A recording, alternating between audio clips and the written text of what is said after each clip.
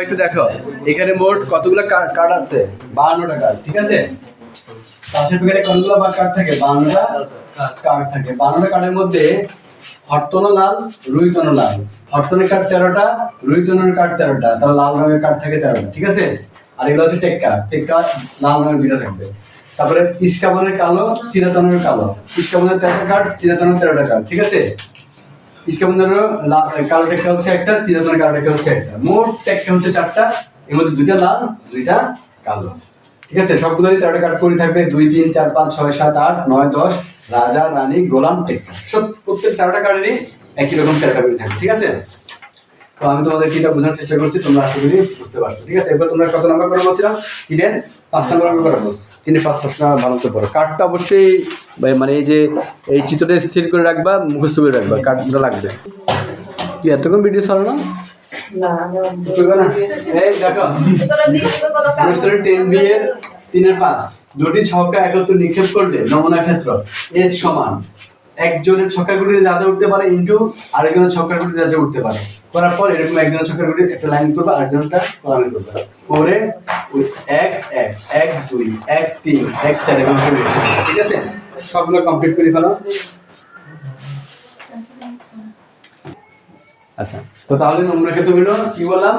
দুটি ছক্কার গুলি একসাথে নিক্ষেপ করলে যা যা উঠতে পারে সবগুলো সংগ্রহকে বা সমাহারকে একসাথে আমরা নমুনা ক্ষেত্র বলি। তাহলে আমরা বুঝতে পারছি যে দুইটা ছক্কার গুলি একসাথে নিক্ষেপ করলে সব কিছু ঘটনা ঘটতে পারে, কিন্তু ঘটবে যে কোনো একটা, এই জোড়ার যে কোনো একটা আমার কথাটা বুঝে নেই। প্রশ্ন কিন্তু আরেকটা জিনিস চাইছে, বলছে দুটি ছক্কাতেই 6টা সম্ভাবনা কত সেটা বের করো।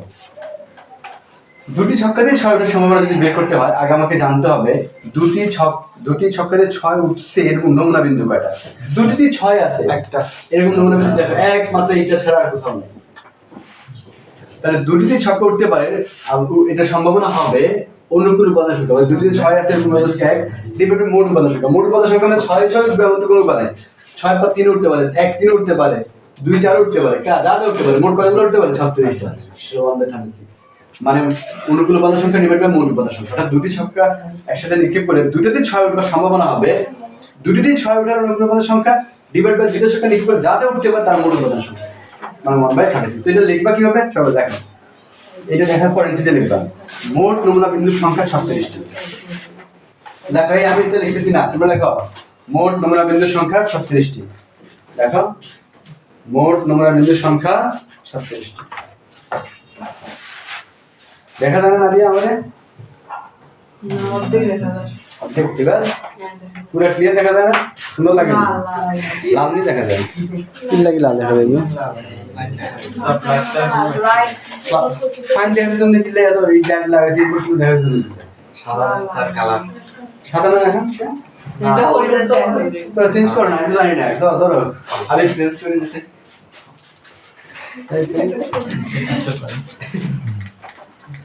এটা দিতে কিছু করা লাগে।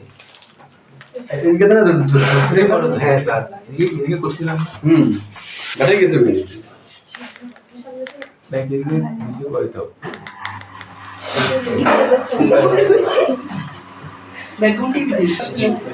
মোট নমুনা বিন্দু কত লাগছে? 36টি না? তারপরে এখানে তারা অনন্য হ্যাঁ হয়েছে।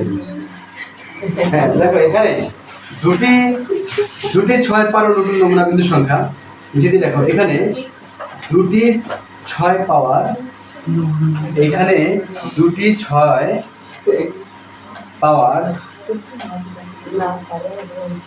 অনুকূল নমুনা বিন্দুর সংখ্যা, অনুকূল নমুনা বিন্দুর সংখ্যা একটি। সুতরাং নিচে দিয়ে লিখবা, লেখো না তোমরা এখানে, এখানে দুটি 6 পাওয়ার অনুকূল নমুনা বিন্দুর সংখ্যা নিচে দিয়ে লেখো। সুতরাং চিহ্ন দিবা, সুতরাং চিহ্ন। সুতরাং দুটি 6 ওঠার সম্ভাবনা, সুতরাং দুটি 6 ওঠার সুতরাং দুটি 6 উঠার সম্ভাবনা সমান 1/36। এটা আছে 1 মানে অনুকূল উপাদান সংখ্যা। এই তোমরা লিখছো না খাতার মধ্যে দুটি 6 ওঠার অনুকূল উপাদান সংখ্যা আর মোট নমুনা বিন্দুর সংখ্যা লিখছো না? তাহলে মোট নমুনা বিন্দুর সংখ্যা 36 নিচে হবে আর অনুকূল নমুনা বিন্দুর সংখ্যা কত? 1 ফুটের উপরে হবে 1/36।